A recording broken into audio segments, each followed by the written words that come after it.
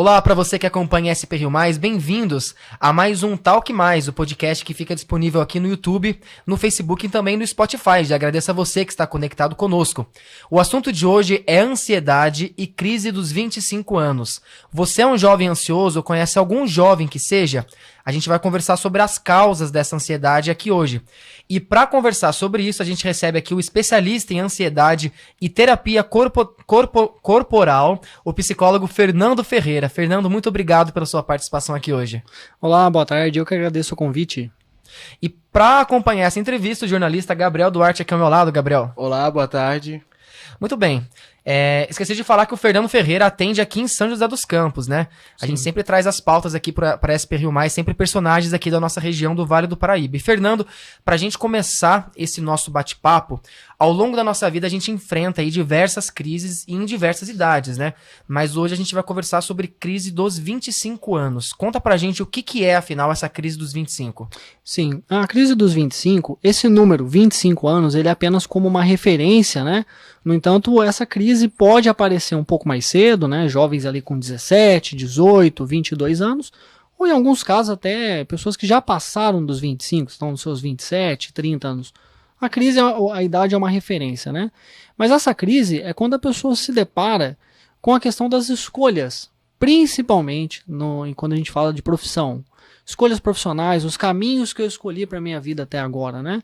Então a pessoa se depara com essa consciência. O que eu estou fazendo da minha vida, onde eu estou, com o que eu estou trabalhando, isso está satisfatório para mim ou não? Porque os 25 anos ali já é uma idade que muitas pessoas já estão formadas, já estão ali trabalhando, já iniciando a sua carreira, né? Uhum. Então é nesse momento que vem aquela dúvida, será que eu fiz a escolha certa, é isso? Sim, exatamente. Nessa idade, aí entre 20 e 30, né? A média 25, a gente está formando o nosso adulto, né? Que vai se estabilizar ali dos 30, 35 em diante. Então por isso que tem a crise, porque a pessoa se vê nessa construção. Uhum. Mas o que gera essa crise? Por exemplo, pode ser uma pressão por uma promoção, ou pode ser o desemprego, pode ser também uma pressão dos pais, de repente. Pois é, a família acho que pode influenciar. Quais que são os sintomas, né, externos ali? Sintomas não, as influências externas que acompanham essa crise. Sim, os agentes externos, né, o que motiva essa crise, né?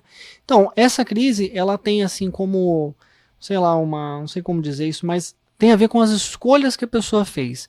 E por que a pessoa se vê em crise? Aí tem a questão do background, de como foi as escolhas dela, que você já deu uma boa pista, que é como ela escolheu. Será que foi uma pressão dos pais? Ou será que foi por livre e espontânea vontade? Por amor à profissão, né? Que nem sempre é, né? Por exemplo, vamos pegar um jovem que o sonho dele, sei lá, é ser jornalista, só que o pai é médico, a mãe é advogada, e ele recebe aquelas influências. Não, siga aqui uma carreira tradicional. Acontece muito isso. Medicina, família de médico, só que o cara quer ser jornalista. E aí, por influência da família, ele acaba seguindo uma profissão que ele não gosta. E aí é onde a crise ela aparece em decorrência dessa escolha. Entendeu? Então a questão está na escolha. Entendi. E quando a gente tá falando aqui de 25 anos hoje, as pessoas que têm 25 anos hoje, elas são inclusas naquela chamada geração Z, né? Que são, me corrija se eu estiver errado, são aquelas nascidas entre 1995 a 2003, né? Sim. A geração Z. E é uma geração que ela sofre muita influência das redes sociais, da tecnologia, aquele ideal de perfeição que tem nas redes sociais, né? Isso influencia nessa ansiedade também? Sim, influencia. Porque a gente deu o exemplo do pai, que é uma coisa mais comum, né? Os pais, de uma maneira geral, né? Que influenciam os filhos nas escolhas. Só que hoje em dia a gente tem essa questão também da internet, da informação, né? Então eu abro o Instagram, a gente vê a vida de outras pessoas. A vida perfeita. Isso, além do núcleo familiar. Então eu vejo um amigo que fez determinada escolha, eu vejo o outro que foi para outro caminho. A gente recebe anúncios de faculdade, de instituições, de profissionais. Faça isso, faça aquilo e será feliz, né? Essa é a carreira do futuro. E aí o jovem se vê com essa escolha, com esse aperto. E agora? Para onde que eu vou? Sigo meu pai que fala uma coisa, mas eu quero outra, mas daí eu vejo um anúncio falando... É um bombardeio de informação também. Exatamente. Eu acho, né? E é tudo para agora, né? Porque é tudo imediatismo, né? Parece que As pessoas estão cada vez mais ansiosas porque querem tudo pra agora, não sabe mais esperar. Tudo mais cedo possível, né? Você quer conquistar o mundo inteiro já com 20 e poucos anos, 25, e fica uma corrida contra o tempo para ser bem sucedido. Aliás, eu queria até te perguntar se tem a ver também com essa questão econômica, de ter uma estabilidade o quanto antes possível, se os jovens se cobram também e passam por essa crise por conta dessa pressão para ter uma estabilidade financeira também. Sim, esse fator econômico é muito importante. Tem algumas pessoas escolhem determinada profissão pensando no rendimento. Eu quero fazer isso, mas isso não dá dinheiro, então eu vou para aquilo lá. Uhum. Isso aí é uma coisa que influencia. Agora, e tem mais uma coisa, continuar. Com base aqui no que ele falou também, da questão do aperto, da aceleração para tomar uma decisão, né? Às vezes o jovem está lá, 16, 17 anos, e ele ainda não está preparado, ele ainda não está certo de determinar para onde que eu vou, faço isso ou faço aquilo. Uhum. E aí às vezes tem uma pressão da família, tem uma pressão de amigos, não, você tem que escolher, vamos lá, vestibular. Se a pessoa, a criança nessa fase, né, o jovem, se ele não tiver preparado para tomar essa decisão profissional, dê tempo, dê espaço. É muito melhor ele tomar ali 1, 2 anos a mais para se preparar e tomar um caminho ali com 20 anos, mas que seja um caminho assertivo, sim, do que ele começar por uma rota e ter que mudar no meio do caminho. Com certeza. E, Fernando, a gente tá falando aqui sobre essa questão da geração Z, mas vale destacar que essa crise dos 25, essa ansiedade na juventude, não é uma coisa nova, né? É uma coisa que já acontecia antigamente também. Por exemplo, as pessoas que hoje têm 50 anos, mas que foram jovens no passado, também, muitas também passaram por essa crise dos 25, né? Sim. O que acontece hoje em dia é que devido à internet, celular, informação, a gente fala mais sobre as coisas. Então, as pessoas mais antigas, nossos pais e avós, todo mundo enfrentou essas coisas. No entanto, antes não aparecia tanto quanto aparece hoje. Então, hoje qualquer jovem tem um celular, ele fala ali o que ele está sentindo, ele expõe, ele grava um vídeo, ele fala. Nas redes sociais. Exatamente. Então, hoje, algumas pessoas falam, ansiedade, depressão, essas coisas são frescura. Na minha época não se falava disso. Exatamente. Não é que não se falava, naquela época não aparecia tanto quanto aparece hoje, mas já tinha também. E como que é a procura dos próprios jovens pela ajuda profissional? Que certamente é uma coisa que faz a diferença nesses casos. Sim, eu vejo com bons olhos movimentos de jovens hoje que estão, assim, com uma atitude de abertura a buscar essa rede de apoio. Então, no meu consultório mesmo hoje, eu tenho bastante jovens ali, em torno de 16 anos, 17, 18, né? Buscando ajuda. Pô, eu quero me orientar, tô com essa questão, não sei para onde que eu vou, e busca terapia. Isso é muito importante.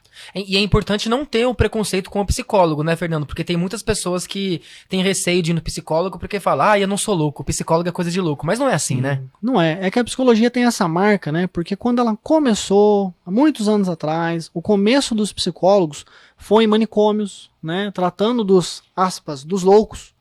Então ficou com essa marca, né, do passado, do começo da psicologia. Só que hoje em dia, a psicologia, a medicina, a gente trabalha para promoção de saúde mental, não de tratamento de doença. Porque é que nem uma saúde do seu corpo físico. Se você tem uma patologia, um machucado, se você tá passando mal, você vai procurar uma ajuda médica. A psicologia, ela trata da sua saúde mental. Então, se você tá com uma doença, porque é uma doença, né, um distúrbio, sei lá, uma patologia na sua mente, você procura um profissional que é o psicólogo.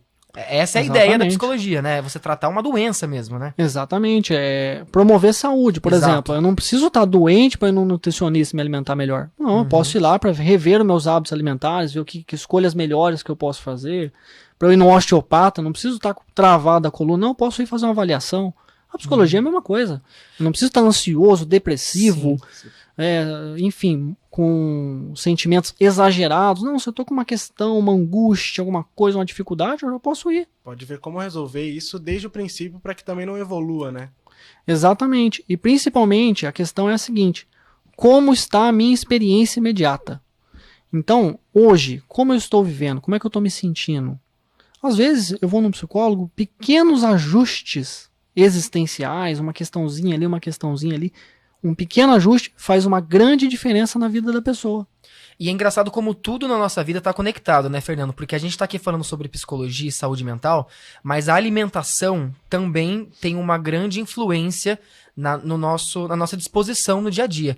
Eu queria que você fizesse um paralelo sobre essa questão, assim, da alimentação e da ansiedade, porque tem muitos jovens que acabam descontando a sua ansiedade na alimentação. Então, assalta a geladeira, vai lá, come um monte de de coisa que não é saudável, fast food, enfim. Isso também agrava a ansiedade em termos gerais? Sim, isso na verdade traz um recorte do como a pessoa está lidando com a vida dela. Quando a gente tem a pessoa que se excede na alimentação, o que a gente tem aí? Será que essa pessoa consegue conter os impulsos? Né? Porque quando eu vejo um alimento gostoso ali que está fora do meu plano alimentar, mas tá, vou comer. Ou eu como em excesso, será que é uma dificuldade em controlar os meus impulsos? Aquela excitação, uma ansiedade? Será que isso não aparece na vida da pessoa, por exemplo, nas finanças dela? Será que ela não gasta, ela não compra por impulso? Então, na verdade, é um recorte que pode falar da vida da pessoa. É tudo interligado, né? Uma coisa vai levando a outra, né? Exatamente.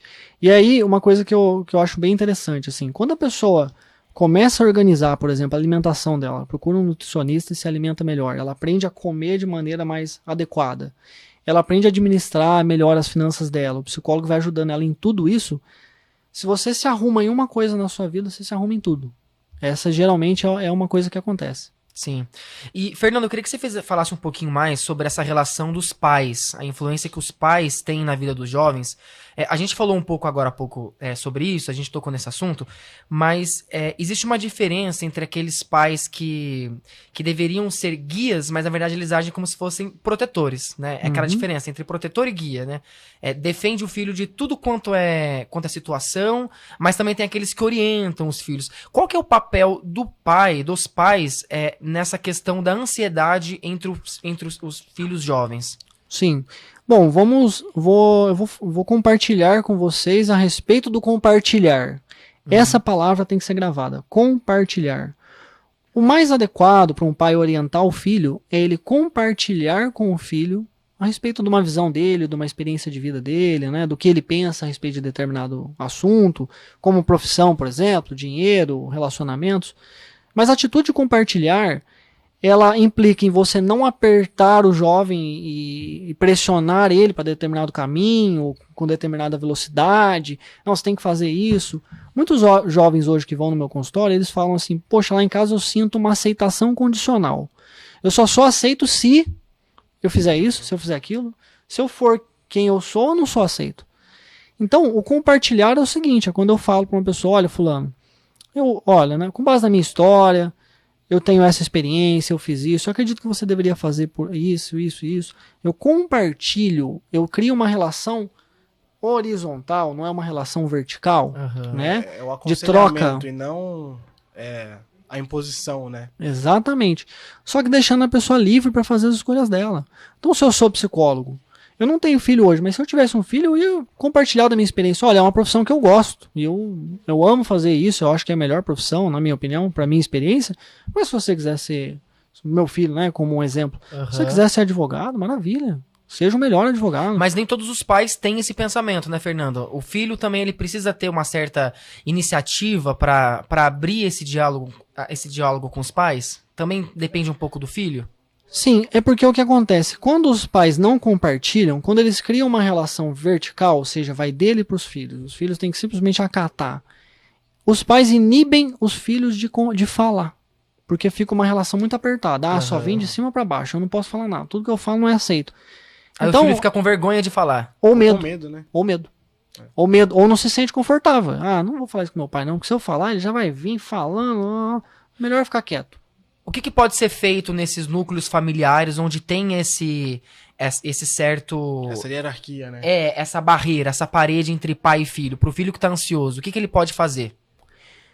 Pro filho, olha, primeira questão, seria importante ele buscar um apoio profissional. Para ajudar ele, um psicólogo, para ajudar ele a entender melhor por que ele tem essa dificuldade de se impor, de se posicionar, de falar, não quero essa profissão não quero essa escolha, eu vou por esse caminho e tal... Né? E os pais e os filhos também têm que lembrar dessa palavrinha, compartilhar. O pai compartilha com o filho, olha, para minha experiência é isso. E o filho compartilha, olha, a minha experiência diz isso. É uma troca. Eu não posso querer que a minha existência, que os meus caminhos sirvam de referência para todos. Eu tenho que respeitar a subjetividade. Eu penso assim, eu ajo assim, mas o outro age de outro jeito e pensa de outro jeito. Sim.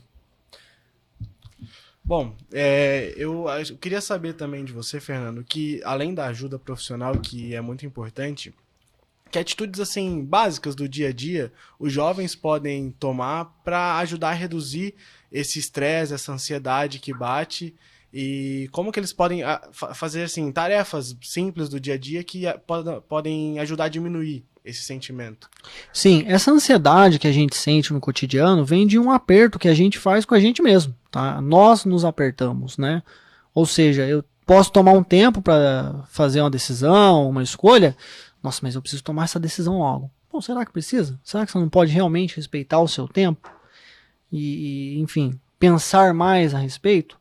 Então é importante o adulto, né, que está ouvindo a gente aqui, ou o jovem, tomar cuidado com como ele age, como ele se usa na vida, né, se apertando, se acelerando, querendo resolver as coisas rápido.